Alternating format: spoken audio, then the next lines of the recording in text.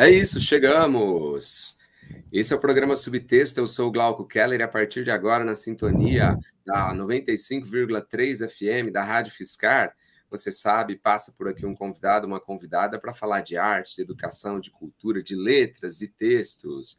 Você que está acompanhando a gente pela sintonia da Rádio Fiscar pode vir aqui para o YouTube e acompanhar essa entrevista também em vídeo. É só você se inscrever no canal Glauco Keller e lá você pode encontrar essa e outras entrevistas da galera que passa por aqui no programa Subtexto.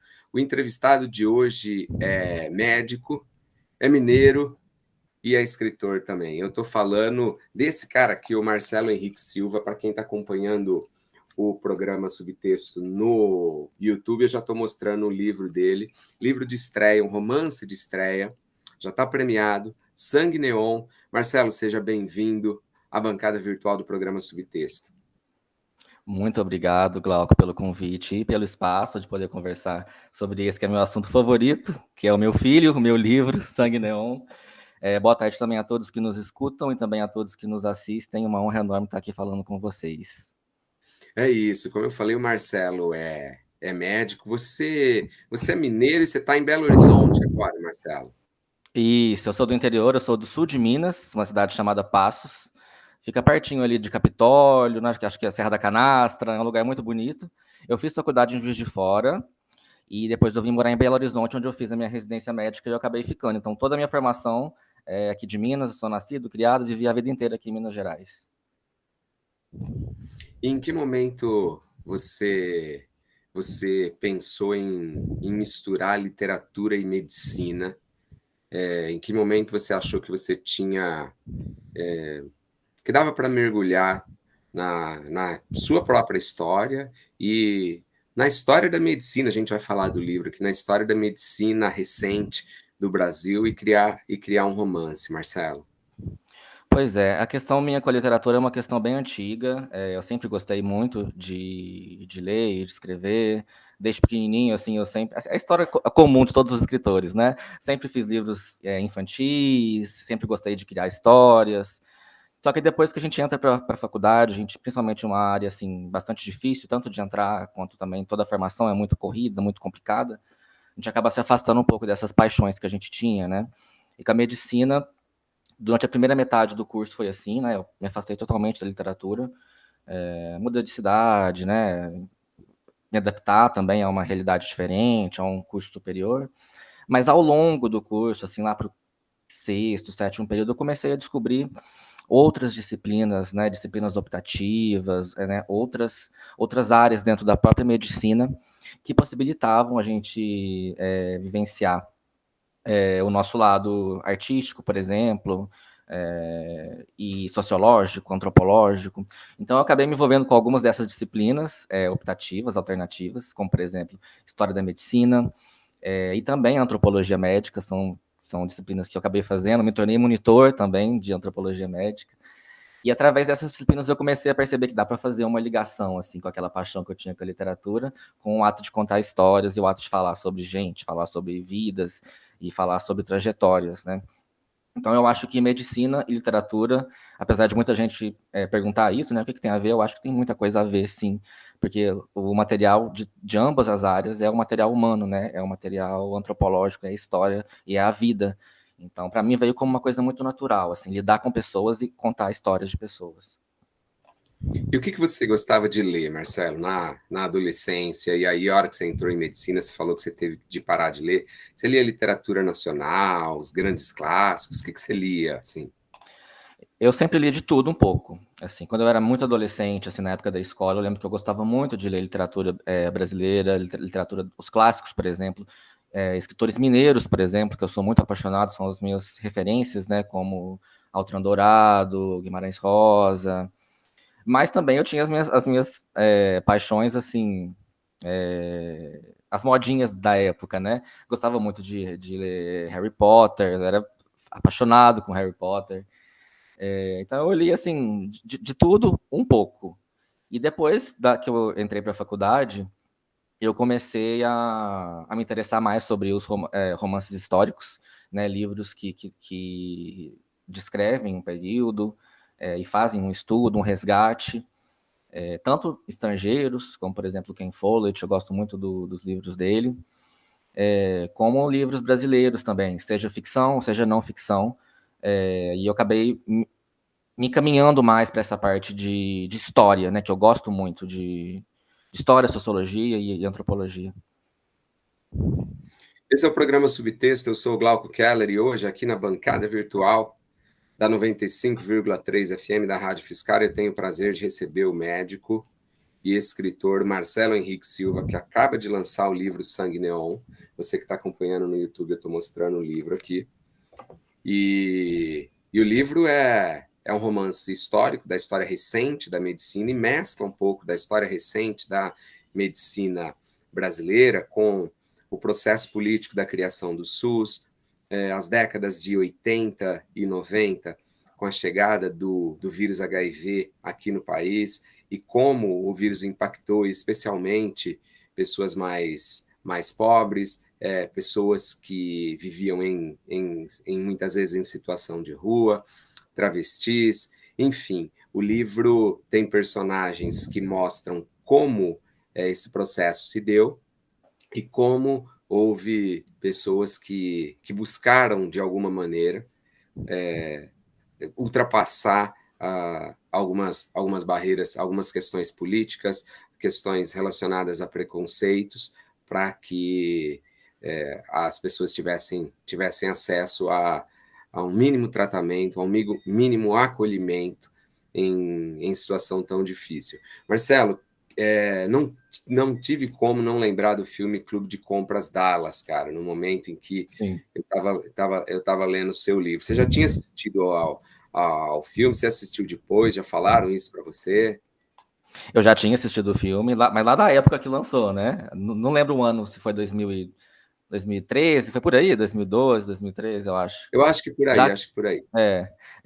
Eu já tinha assistido o filme, já tinha visto também outras séries e filmes que falam sobre esse assunto, mas a história dos comissários de bordo da Varig, eu só fui descobrir isso muito tempo depois. Coisa de uns 3, 4 anos para cá, eu falei assim, nossa, até lembra um pouco a história do filme mesmo, né? A questão do contrabando, né? De agir ali meio que fora da lei, de tentar burlar a falta de tratamento, né? A falta de acesso que existia aqui nessa época pré-SUS, né? Que é quando o vírus do HIV chegou. Então eu descobri assim essa história e eu falei, nossa, essa história é muito interessante e quem sabe dar um livro, hein? E acabou virando um livro depois. O livro, como o Marcelo destacou, ele por vezes é narrado em primeira pessoa e por vezes é narrado em terceira pessoa. Há um personagem que é um comissário de bordo e que começa a contrabandear remédios para que esses remédios cheguem às mãos de pessoas que estão infectadas com HIV. Ele conta a história da Vera Lynn, que é uma travesti nordestina que cria o primeiro espaço de acolhimento é o Palácio das Princesas, um nome lindíssimo, né? Para receber pacientes infectados com HIV. Conta a história de uma médica, Sara, que busca de maneira até exagerada, a gente olha assim, desesperada, né? Tratar, cuidar, olhar para essas pessoas, do Itamar também. Esses pacientes todos, eles tiveram inspiração em quê, Marcelo? Em quem? Existem essas pessoas? Você ficcionalizou todas elas? Fala um pouquinho da confecção da obra para a gente. Sim, eu acho que isso acontece com todo mundo que vai escrever sobre uma questão histórica, né? A gente tem um embasamento, né? A gente tem fatos concretos e a gente usa da nossa liberdade assim na literatura para preencher aquelas lacunas que a gente não consegue descobrir porque muita coisa se perde com o tempo mesmo, né? Mas assim, o cerne mesmo desses personagens, todos eles são baseados em figuras reais, né? A Vera Lynn é baseada principalmente na Brenda Lee, né, que é uma travesti que realmente existiu, ela realmente montou o Palácio das Princesas, que tem esse nome mesmo, o prédio existe ainda, lá em São Paulo, no Bexiga. E a gente aproveita também, como a gente está fazendo uma obra de ficção, para misturar um pouco outras personagens dentro dela, né? Então, a Vera Lynn traz muito da Brenda Lee, mas ela traz muito também de outras figuras, né? Outras travestis conhecidas ali naquela época, na noite de São Paulo. O próprio Caio, né, que é o comissário de bordo, é um personagem fictício, mas que também ele acaba reunindo muitas das características desse grupo de comissários, né? E os médicos também. Né, os médicos, eu coloquei um pouco também da minha própria experiência, né, porque tem a questão dos primeiros anos, né, eles recém-formados, eles na residência médica, então isso eu peguei um pouco emprestado da minha própria vivência, mas eles são baseados em figuras reais, né, a médica, né, a Sara, ela é baseada em algumas médicas da época, principalmente a doutora Valéria Petri, que era dermatologista na época, ela não era infectologista, ela era dermatologista, mas ela atendeu o primeiro caso de HIV no Brasil, e foi mais ou menos aquela história mesmo que está no livro, né? Ela atende o paciente que tem uma pinta no pé, né? Ela fala, ué, mas o que pode ser isso? E aí eles vão descobrir, o primeiro caso de HIV no Brasil, né? Na época não se sabia muito bem nem o que era isso. O Itamar também é baseado em alguns personagens, né? Que o Itamar traz muito dessa questão dos médicos da época que tinham esse objetivo de fazer a reforma sanitária no país, né? Ele traz esse tema político também, né? Então todos esses personagens são sim baseados em figuras reais, mas que eu uso da ficção para poder contar a história que eu queria contar e juntar assim histórias de várias pessoas para criar um arco narrativo assim que seja interessante, que seja proveitoso para quem está lendo. Eu queria tocar especificamente nos capítulos em que você fala do Caio. Você optou por narrar de maneira, eu diria, verborrágica, com pouca pontuação. Me lembrou Walter Ugumãe, me lembrou José Saramago, e isso funciona muito bem para a criação de um ambiente de tensão. Como que se deu esse processo, Marcelo, essa escolha da forma de contar a história do Caio? A princípio, a história do Caio não seria contada dessa forma. Seria contada em primeira pessoa, mais ou menos parecido com o arco da Vera, só que com um jeito diferente de contar. Mas à medida que eu fui revisando o livro várias vezes, né, quando a gente está escrevendo livro, a gente tem que revisitá-lo, né, e reescrevê-lo várias vezes, eu sentia falta de alguma coisa assim no arco dele. Parecia que estava faltando talvez uma profundidade ou uma complexidade narrativa maior. E coincidiu de eu estar lendo, né, livros que trazem esse fluxo de consciência, né, essa forma de escrever meio que sem regras, né, igual você falou, Walter Ugumãe fez muito isso, o próprio Saramago, e eu acho que caiu muito bem pro jeito que eu queria contar a história dele. E apesar de ter sido bastante difícil, né, na hora de reescrever, foi bastante divertido e foi muito gostoso, assim, porque dá uma liberdade muito grande da gente fluir, né, deixar, igual você falou, as palavras como se fosse uma verborragia mesmo, um fluxo. Eu acho que isso traz também uma dimensão interessante para o livro, de cada ponto de vista ter uma experiência diferente para quem está lendo. Né? E como a parte do Caio, ele é o único narrador que tem o vírus, né? Os outros, né? A Vera, os outros não têm o vírus. Eu acho que traz um pouco, igual você falou, puxa um pouco o leitor para se colocar ali na pele dele, né? Igual no primeiro capítulo que ele acorda num hospital, assim, ele não sabe direito o que está acontecendo, ele fica confuso, né? O pensamento dele vai em vários lugares, lembra de coisas. Eu acho que foi um estilo narrativo que eu, por coincidência, estava consumindo naquela época e que eu percebi que eu acho que cabia bem para contar essa parte da história, que eu queria passar muita vivência, veracidade, emoção e colocar a pessoa dentro da cabeça dele mesmo. Esse é o programa Subtexto, eu sou o Glauco Keller e tenho o prazer de receber na nossa bancada virtual aqui na Rádio Fiscar, em 95,3, o escritor, o médico Marcelo Henrique Silva, que acaba de lançar o livro Sangue Neon. Está aqui, para quem está acompanhando essa entrevista no YouTube, eu estou mostrando aqui. E a gente está falando um pouquinho da história da medicina, da antropologia da medicina, estamos falando um pouquinho de literatura, e o Marcelo está contando para a gente como foi misturar dois temas que supostamente não combinariam. Você que está acompanhando a gente pela sintonia da 95,3, vem aqui para o YouTube, se inscreva no canal Glauco Keller e você pode acompanhar essa entrevista em áudio e também em vídeo. Ô Marcelo, com relação à escrita do livro, você começou a tecer o seu livro, você organizou aquilo que você queria contar antes, os personagens foram te surpreendendo ao longo da escrita, e em que momento você falou, poxa, eu tenho um livro, quero publicar, acho que esse livro funciona? Como que se deu o processo desde o momento que você começou a escrever até o momento em que você resolveu publicá-lo? No começo, Glauco, a ideia era fazer um livro de contos, na verdade. Era de contar várias pequenas histórias curtas sobre esse período da chegada do HIV e sobre a reforma sanitária no Brasil. Mas à medida que eu fui estudando, né, esses acontecimentos, esses eventos, e que eu botei a mão mesmo para digitar, eu vi que essas histórias, elas meio que se cruzavam, sabe? Eu não tinha como separar o contexto da reforma sanitária e da chegada do HIV em vários compartimentos. Que era tudo uma coisa só, né? Tudo teve a sua contribuição ali para a criação do SUS e para a busca dos direitos, né, ao tratamento, a criação das leis, né, como a lei de acesso aos medicamentos do HIV.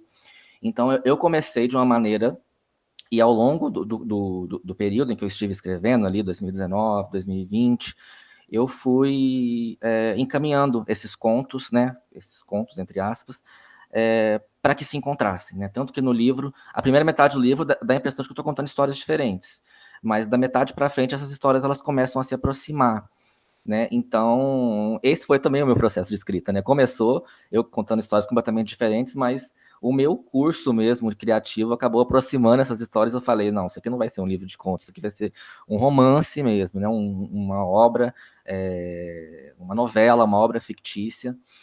E depois aí de uns 3, 4 anos, né, que durante um tempo ele ficou parado, né? Eu voltava, mexia nele, voltava, mexia nele.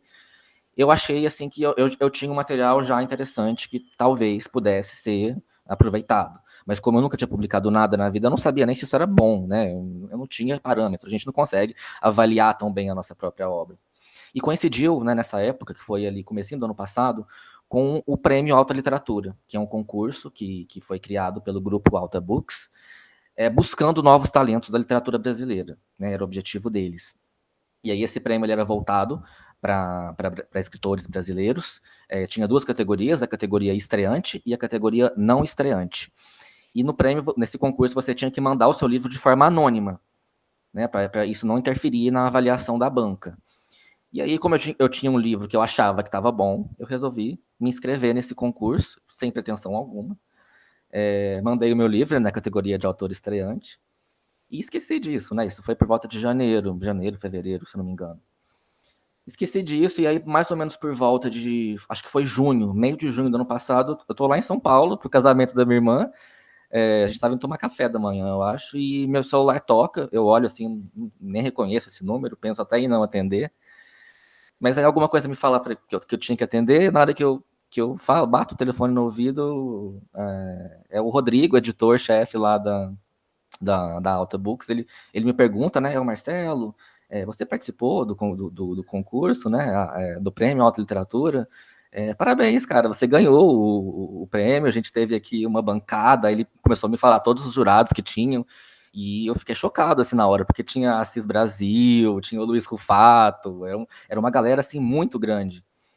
E teve mais de 800 livros que foram escritos no concurso. Então, eu falei assim, ué, eu estava em dúvida se o que eu tinha escrito era bom, eu acho que agora é uma prova de que realmente eu tinha feito um trabalho de qualidade, né? E foi assim que o livro ganhou vida, né? Porque o prêmio era justamente a publicação, né? A publicação pela Alta Books, pelo selo Faria e Silva, né? Que é o do Rodrigo. Teve também um prêmio em dinheiro, teve outras coisas também, mas o livro ganhou o público graças a esse concurso de anônimos que eu participei, e que me fez ter a oportunidade aí de publicar o meu primeiro livro. Tem pouco mais de um mês que ele foi lançado. Eu ainda estou vivenciando, estou experimentando isso ainda, porque é tudo muito novo, né? Eu que estou acostumado a uma rotina médica, agora estou tendo que também viver essa rotina literária e está sendo uma experiência muito boa. Marcelo, e como que é a sua rotina médica, cara? É aquela maluquice que a gente vê na TV, que a gente ouve falar dos colegas que são médicos. Você faz plantão, você atende em que hora? E que horas que sobra para você escrever, cara? Pois é. Logo depois que eu formei, eu trabalhei um tempo na urgência e emergência, dei plantões em vários lugares, dei plantões no interior, enfim, tive toda aquela experiência de médico de porta mesmo, médico recém-formado, que passa aperto, que às vezes tem que se virar, tem que aprender na hora. Depois eu acabei também trabalhando na atenção básica, que é o postinho de saúde, né, que é o posto do bairro, fazendo o acompanhamento dos pacientes, né, atenção integral à saúde. Nessa época foi muito interessante, que eu tinha muitas pacientes travestis, a gente tinha grupos, né, de HIV, então foi uma época muito rica para mim, não só como profissional, mas também para conseguir esse material humano que me ajudou a contar essa história. E depois eu vim para BH para fazer a residência médica, né? Hoje eu sou especialista, eu trabalho com radiologia, com foco em pacientes oncológicos. Então, hoje meu trabalho é bem mais tranquilo do que era antes. Eu faço ultrassom, interpreto imagens de tomografia, de ressonância. E a minha rotina, assim, é bem corrida, né? Eu tenho plantões, tenho também agendas eletivas, consultas ambulatoriais, trabalho um pouco de casa também. E o tempo de escrever é o tempo que dá mesmo, né? A grande parte desse livro foi feito na época que eu estava na residência médica, né? Na época da Covid. Como estava tudo fechado aqui em BH, como eu não tinha muito lugar, muita coisa para fazer, eu acho que essa época até favoreceu com que como eu estava muito em casa, eu tive mais tempo assim para poder escrever. Mas realmente é muito corrido, tem muito trabalho, muitos desafios também. Quem trabalha com saúde, principalmente saúde pública, principalmente SUS, né, sabe dos percalços que tem.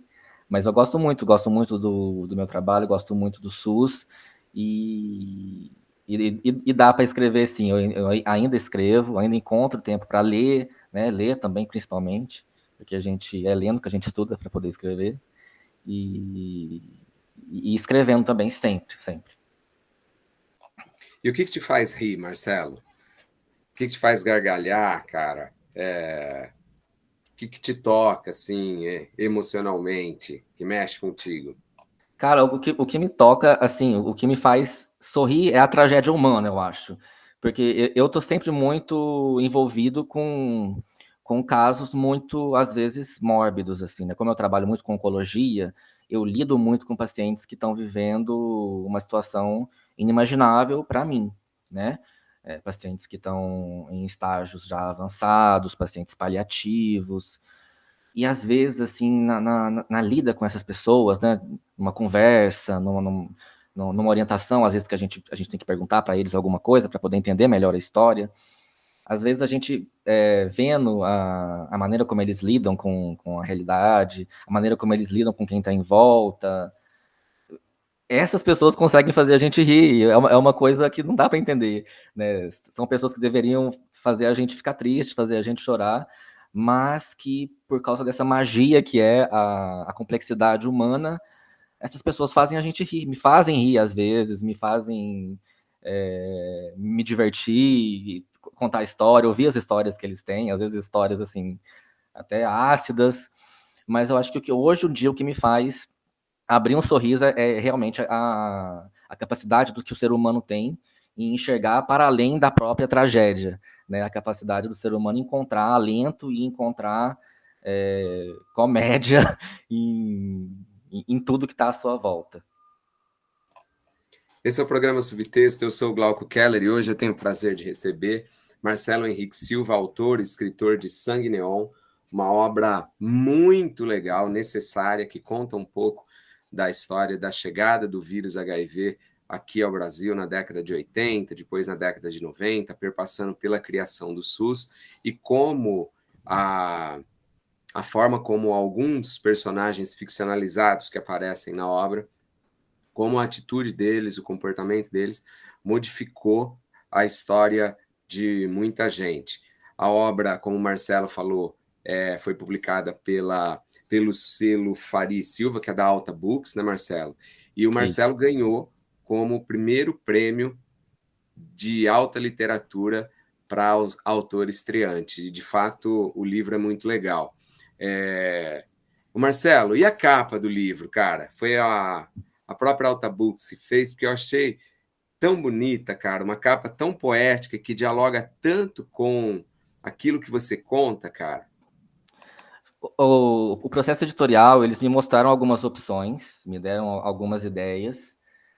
Eu fiquei bastante em dúvida, tinha algumas bem boas, mas por algum motivo essa, assim, eu acho que me chamou mais atenção, porque trazia uma espécie de enigma, talvez, né, num olhar. Eu acho que essa capa ela traz um pouco de o que essa figura aí tá pensando, né? Ela tá triste, ela tá planejando alguma coisa, traz né, essa dubiedade, às vezes, de intenção. As outras capas eram legais também, mas algumas eram muito óbvias, algumas eram coloridas demais, algumas faltavam. Eu acho que essa caiu assim mais no que eu estava pensando, mas mesmo assim eu ainda fiquei em dúvida se as pessoas iriam gostar. A recepção foi muito boa, mas na época que a gente estava decidindo, eu falei assim, nossa, será que essa capa tá boa mesmo? Porque ela é meio diferente, né? O visual dela, mas né, eu deixei nas mãos do pessoal, dei minha opinião, eles concordaram com ela, e saiu esse resultado aí que, graças a Deus, muita gente está gostando, muita gente compra, o pessoal fala que não olha a capa para comprar o livro, mas muita gente acha a capa bonita, acha a capa interessante e fala, nossa, que capa bonita, vou comprar esse livro. Isso aconteceu mais de uma vez. Você que está acompanhando a gente pela 95,3 FM, pela sintonia da Rádio Fiscar, dá um Google lá, Sangue Neon, imagens, você vai encontrar a capa do livro, que é muito legal. Você que está acompanhando a gente no YouTube, eu estou mostrando aqui, tem uma foto lindíssima, cara, uma foto lindíssima, me tocou bastante, me chamou bastante atenção mesmo. Marcelo, tem um segundo livro vindo por aí? Você está escrevendo alguma coisa já? Pois é, eu tô escrevendo alguns contos, tá começando igual eu comecei com Sangue Neon, né? A princípio vai ser contos, eu não sei se isso depois vai virar uma história, mas eu acho que vai demorar um tempo ainda, mas eu tô procurando encontrar inspiração, né? Porque eu acho que esse é o mais difícil, né? A gente ter... Escrever é muito fácil, né? Mas produzir um material relevante, um material consistente, isso é muito difícil. É difícil você se encontrar para poder conseguir escrever um livro inteiro. Se você não é apaixonado por aquilo, o livro não sai, né? Você começa a escrever e para. Aí depois você começa a escrever outra coisa e para. Então, eu tô escrevendo algumas coisas, vamos ver qual delas vai me fazer continuar. Né? Sangue Neon foi um livro que eu tive esse impulso de continuar, não só de continuar, mas de também trabalhá-lo posteriormente. E o escritor é isso, o escritor é uma pessoa que fica ali de braços abertos e fica esperando receber, em algum momento, uma história que vai fazê-lo produzir o seu próximo livro. Escrevendo eu tô, agora quando vai sair o próximo livro, ainda não sei. Você se considera mais criador ou mais observador para criar os seus Olha, personagens? eu acho que tem a parte de observação, né? Eu sou muito observador, realmente. Eu estou sempre atento ao meu redor. Eu gosto sempre de prestar atenção, não só em quem trabalha comigo, mas também em quem eu estou atendendo, né? No meu entorno, em geral. Eu me considero uma pessoa muito observadora, sou mais observador, mas eu vou juntando, né? Acho que eu vou juntando todas essas informações, todas essas inspirações, e quando chega a hora, eu vou e faço. E eu sou muito de empolgação, né? Eu sou muito baseado nisso para poder fazer essa parte criativa. Então, às vezes, quando estoura aquela faísca, assim, eu sento e vou de uma vez e solto tudo. Mas, em geral, eu sou uma pessoa mais observadora, assim, eu sou mais quieto, sou mais tranquilo e mais reflexivo, assim, em geral, tentando aproveitar todas as potencialidades que tem, assim, o meu trabalho e a minha vivência como escritor e como médico também. Marcelo, e como médico, conta pra gente algum perrengue que você passou, cara. Eu posso imaginar no período de isolamento, né? A Sim. comunidade médica, de maneira geral, trabalhou na linha de frente de combate ao vírus, né? E conta alguma situação assim que te marcou, que foi impactante, e que eventualmente, olha aí, ó, tô dando a dica, hein, pode se transformar num conto futuramente. Pois é. Teve uma questão, assim, que eu acho que é até um paralelo entre o que aconteceu comigo e o que aconteceu com a minha personagem, a Sarah, é que a Sarah, logo quando ela entra na residência, ela tem que lidar com uma epidemia, né? Uma coisa nova, uma coisa desconhecida. E aconteceu parecido comigo, né? Porque justo eu comecei a residência médica em março de 2020, eu vim para BH, me mudei, né? E na hora que eu começo a residência, assim, no primeiro mês, tudo muda, né? Chega a Covid, a rotina da cidade se transforma, a rotina do hospital se transforma. Acho que foi na segunda semana de residência que tudo foi fechado aqui em Belo Horizonte, né? E foi um susto muito grande, assim, porque nós éramos iniciantes ali, né? E eu trabalhava com tomografia, então, assim, paciente com Covid, tomografia, todos eles tinham que fazer, né? E a gente teve que se adaptar, assim, porque a gente na residência médica tem o objetivo de aprender.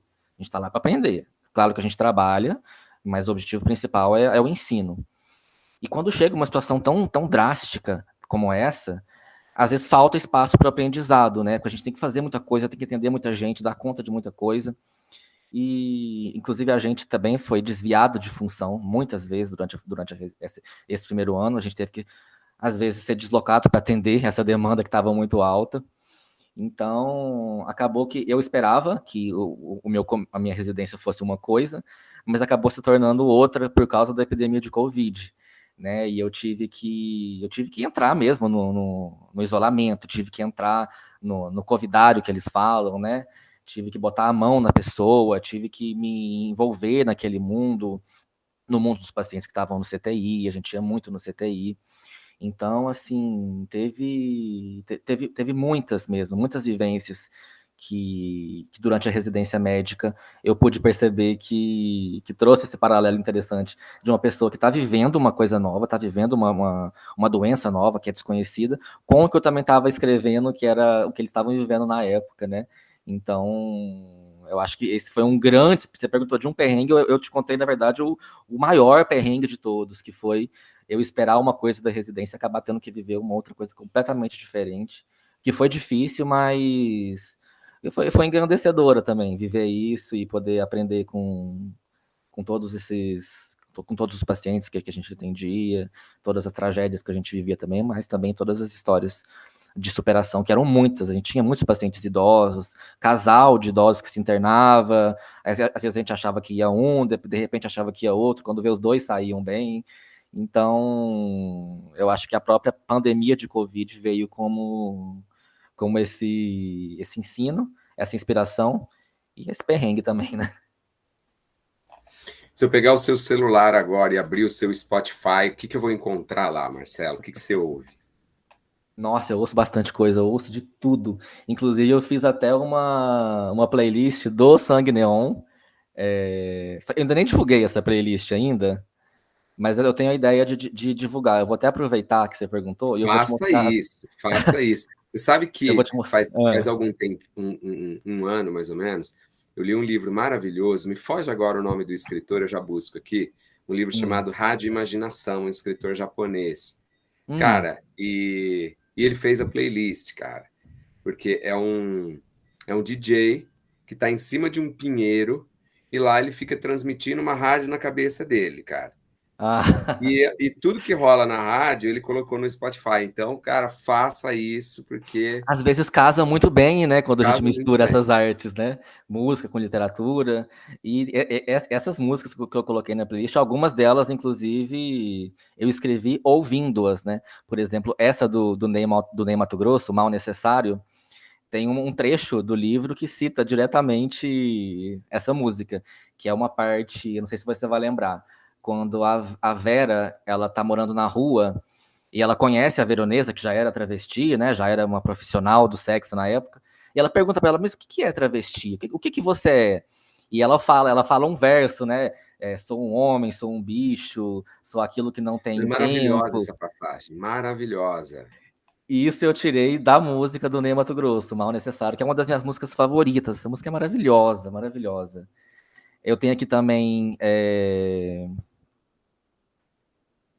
Letrux, Déjà Vu Frenesi, que é uma música também que fala sobre a liberdade sexual, que é uma coisa também que é um tema interessante no livro, já que na época do HIV a comunidade LGBT, principalmente os gays, os homens gays, estavam vivendo um período de liberdade recém-descoberta e eles têm que lidar com uma situação que meio que veio tolher essa liberdade, né? Tanto que tem uma parte interessante que os médicos vão conversar com eles, eles falam para, acho que foi a Sarah mesmo que fala que eles deveriam ter menos relação sexual.